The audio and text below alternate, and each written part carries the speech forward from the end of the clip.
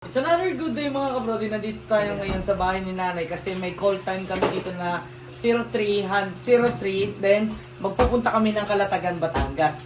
Ngayong araw mga kabrodi, nag-decide ang family na bago matapos ang summer, kailangan naming mag-outing.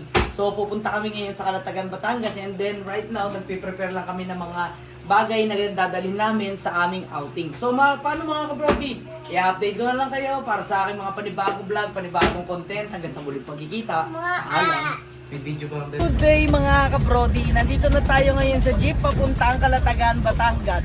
So ngayon mga kabrodi, nandito na lahat ng member ng family, and then bibili lang kami ng yelo sa 7-Eleven, and then pupunta na kami sa Batangas. Paano mga kabrodi? Update ko na lang kayo para sa mga panibagong vlog, panibagong content hanggang sa muling pagkikita.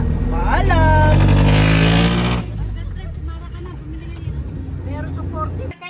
It's another good day mga kabrodi. After ng 2 hours and 30 minutes namin biyahe, nakarating kami dito sa Calatagan, Batangas. And then, nandito kami sa stop, pinaliwanag lang yung mga rules and regulation nila about dun sa cottage. And then, bumibili na kami ng mga pangangailangan namin like yelo, uling, at yung mga other na hindi namin nadala. So natapos na kami mga kabrodi, and then po-proceed na kami dun sa aming floating cottage. Paano mga kabrodi? I-update ko na lang kayo para sa aking mga panibagong vlog, panibagong content hanggang sa muling pagkikita. Paalam! Yung cottage po natin is Daddy Pogi number 4. Para sa tumabi na po dyan sa parking, dire-diretso na po tayo. Ano pa? So, explain ko lang po yan sa floating and destination. Floating po, pag umaandar o umaalis po ang floating, kailangan po nakasuot tayo ng life vest, lalo na po ang mga kids. Huwag po hahayaan magpabalik-balik sa dalawang tagiliran ng floating, lalo na kung umaandar po.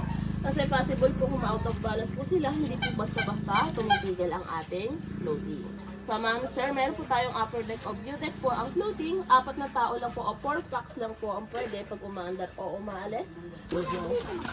Dito wala. Okay mga kabrodi, kasalukuyan kami naglalakad papunta dun sa aming cottage. And then mula dun sa stop point ko sa parking area, lalakad lang ng mga 2 to 3 minutes. So update ko na lang kayo mga kabrodi. Okay mga kabrodi, nandito na kami sa waiting area ng floating cottage. So hintayin lang namin yung Daddy Pogi number 4. Ayun daw yung pangalan ng aming floating cottage. So hintayin natin mga 5 to 10 minutes daw darating na, and then mag-on board na kami dun sa floating cottage. And then pupunta kami sa aming first destination. I-update ko na lang kayo mga kabrodi hanggang sa muling pagkikita. Paalam! So another good day mga kabrodi, naka-on board na kami dito sa kanilang floating cottage. This is Daddy Pogi number 4 mga kabrodi. And then mag-tour na kami dun sa iba't ibang mga attraction nila dito. Ano mga kabrodi?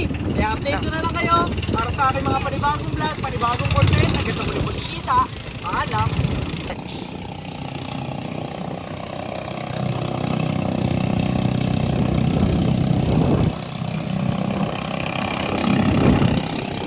It's another good day mga kabrodi. Nandito na kami ngayon sa aming first stop. This is Little Boracay mga kabrodi. So dito sa Little Boracay, white sand siya mga kabrodi.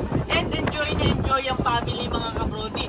Paano mga kabrodi? I-update ko na lang kayo para sa aking mga panibagong vlog, panibagong content hanggang sa muling pagkikita. Alam! Let's go down sir. Another good day mga kabrodi, nandito na tayo ngayon sa Little Boracay, and kasalukuyan natin ini-enjoy yung paligid. So napakaganda dito mga kabrodi, white sand talaga dito, and nakakita pa ako ng starfish. I-update ko na lang kayo mga kabrodi hanggang sa muling pagkikita. Paalam! Iangat mo na, baka na. It's another good day mga kabrodi. Nakatapos lang natin lumipat mula dun sa Little Boracay. Ngayon nandito naman tayo sa Starfish Island. So paano mga kabrodi, update ko na lang. Swimming muna tayo hanggang sa muling pagkikita. Paalam!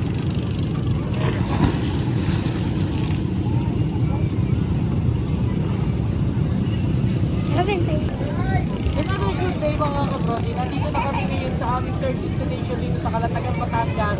At ito ang tinatawag na sandbar. So dito mga kabrodi, mamaya sabi nung aming bangkero, maglo-low tide daw dito, and lalabas daw yung sand pag nag-low tide na.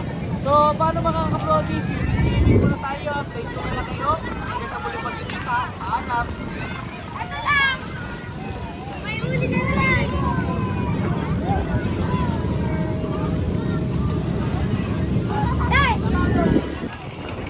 It's another good day mga kabrodi. kabrodi. So dito na magtatapos ang aming outing kasi dito na yung last stop namin mga kabrodi sa Sandbar, and nag-decide ang family na umuwi na ng 2:30 para hindi na sabay-sabay magbabanlaw doon sa Banlawan. And babiyahe pa kami mula Calatagan, Batangas to Bacoor and Dasmariñas. So i-update ko na lang kayo mga kabrodi. Maraming salamat sa pagsubaybay nyo sa aking munting page, sa aking vlog kahit wala ka kwenta-kwenta. Hanggang sa muling pagkikita. Paalam!